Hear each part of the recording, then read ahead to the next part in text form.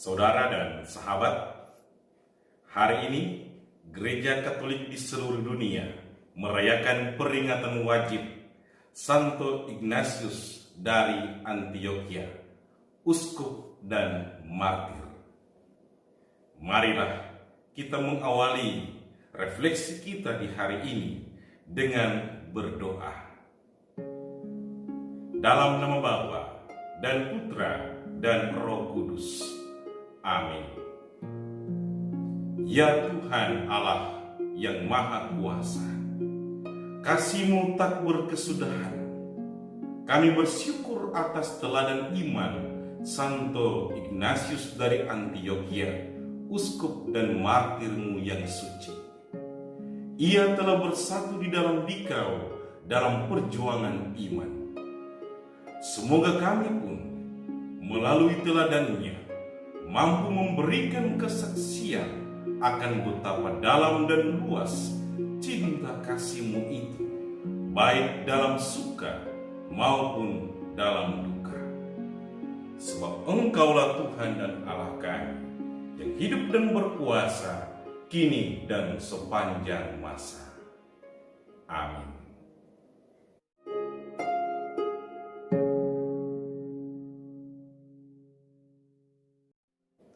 Saudara dan sahabat, siapakah Santo Ignatius dari Antioquia?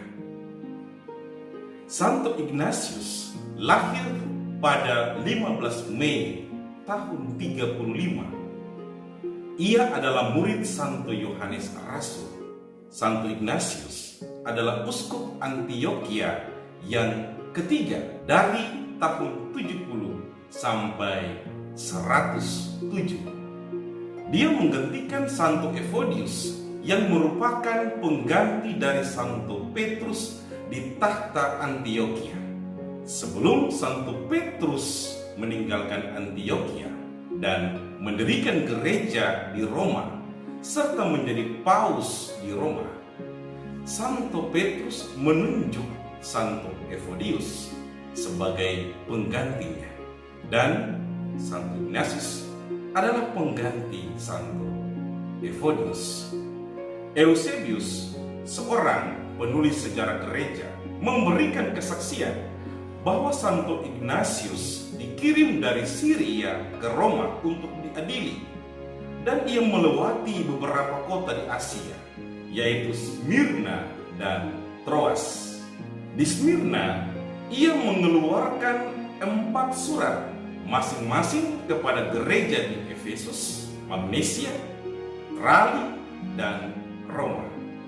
Di Troas, ia menulis 2 surat kepada gereja di Philadelphia dan Smyrna, dan sepucuk surat lagi kepada uskup Polikarpus. Dari Troas, Santo Ignatius meneruskan perjalanan ke Roma, di mana ia akan dilemparkan kepada binatang-binatang buas di Amfiteater Flavianus.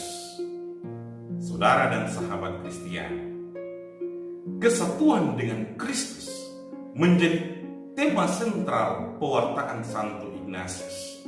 Dalam suratnya kepada jemaat di Roma, Santo Ignatius menulis, "Aku ini gandum Tuhan, digigit lembut oleh gigi-gigi singa untuk dijadikan roti Kristus yang paling murni. Maka berdoalah bagiku bersama Dia, agar dengan hewan sebagai alat, aku dijadikan korban bagi Tuhan."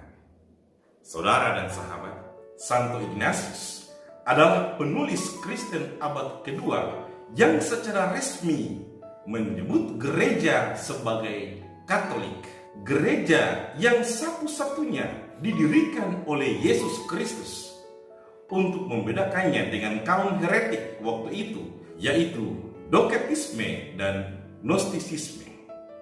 Hal ini tertulis dalam suratnya kepada jemaat di Smyrna. Isi suratnya itu menekankan 3 hal, yaitu hierarki gereja, imam, dan ekaristi. Santo Ignatius menulis, "Di mana uskup berada, di situ umat berada. sama seperti di mana ada Yesus Kristus, maka di sana ada gereja Katolik. Santo Ignatius menjadi mangsa binatang buas di Roma. Ia meninggal sebagai seorang martir pada 6 Juli 107. Saudara dan sahabat, Santo Ignatius menginspirasi kita semua. Pertama, iman adalah hal pertama dan yang terutama.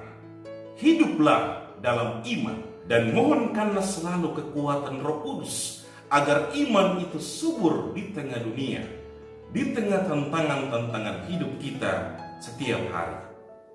Kedua, Santo Ignatius mendedikasikan hidupnya kepada gereja dan pelayanan sakramen. Ia taat sampai mati seperti Kristus. Dari sana kita belajar taat. Ketaatan adalah prinsip hidup iman Kristiani. Dengan ketaatan, seluruh umat beriman menimba rahmat demi rahmat di dalam gerejanya yang satu, kudus, Katolik, dan Apostolik, dan dalam tradisi sucinya teristimewa Ekaristi.